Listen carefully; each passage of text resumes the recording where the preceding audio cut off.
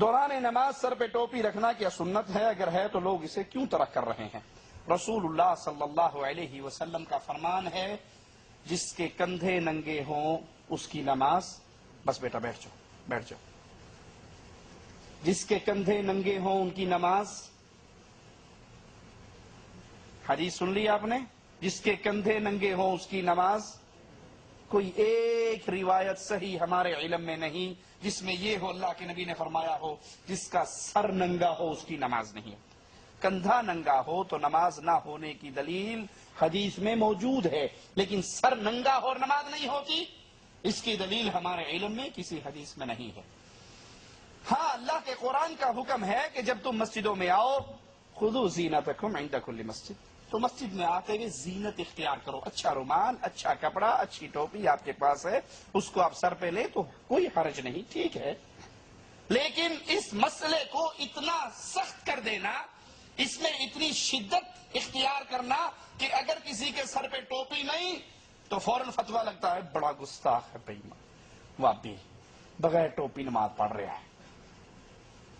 اسی بغیر ٹوپی نماز پڑھنے والے کا منہ اگر دیکھو، ٹھیک ہے، تو وہ کلین شیو، ابھی ابھی حمام سے نکل کے بہترین سرخی پاؤڈر لگا کے نائی کے تیار ہو کر آیا ہے، کوئی نہیں کہے گا دیکھو یہ اللہ کے نبی کی سنت کو بھی شیو کر کے آیا، کسی کو دکھ نہیں ہوگا۔ لیکن سر پہ اگر ٹوپی نہیں ہوگی تو ہر کوئی کہے گا بڑا گستاخ ہے، بغیر ٹوپی کے نماز پڑھ رہا، اور یہ بغیر داڑھی کے نماز پڑھ رہا ہے، وہ کوئی مسئلہ نہیں، ٹھیک ہے۔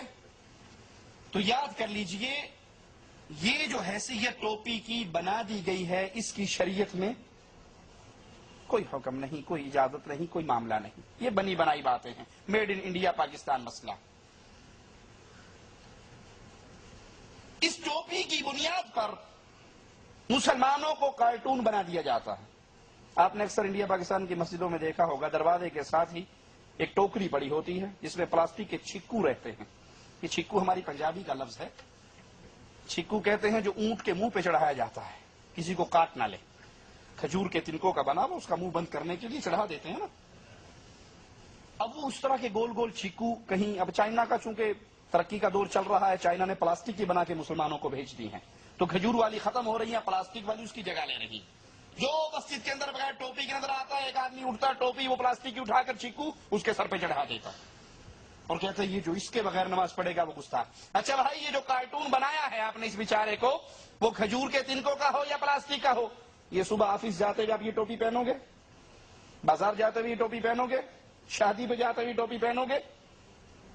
کہیں اور جاتے ہوئے یہ کام کرو گے؟ نہیں کرو گے۔ تو کیا کارٹون صرف نماز کی حالت میں اس کو بنانا آپ نے؟ یہی وقت اس کے لیے رہ گیا؟ وہ کہتے نہیں جی آپ نہیں سمجھتے، ننگا سر ہو جانا بہت بڑی گستاخی ہے۔ اگر سر ننگا کرنا گستاخی ہے تو جب مسلمان عمرے اور حج کے لیے آتے ہیں سب کے سر ننگے ہوتے ہیں یا نہیں؟ اکثر کی ٹنڈ بھی ہوتی ہے اس طرح سے، تو یہ سارے گستاخ ہوتے ہیں نعوذ باللہ۔ یہ گستاخی آپ کے مولویوں نے بنائی ہے، قرآن و حدیث میں یہ گستاخی نہیں ہے۔ اچھا، جن کا یہ دعویٰ ہے کہ بغیر ٹوپی نماز پڑھنے والے، سر ننگا کرنے والے گستاخ ہیں، ان کے چہرے کی دوسری تصویر دیکھی جائے، دوسرا رخ دیکھا جائے، تو ایسے لوگ جن کے جسم پہ بالکل کپڑے نہیں ہوتے، ان کو کہتے ہیں یہ بڑیاں پہنچیاں سرکاراں نے، اے اولیاء اللہ نے، اے مجذوب نے، اے پہنچے نے، انہوں نے کچھ نہیں کہنا۔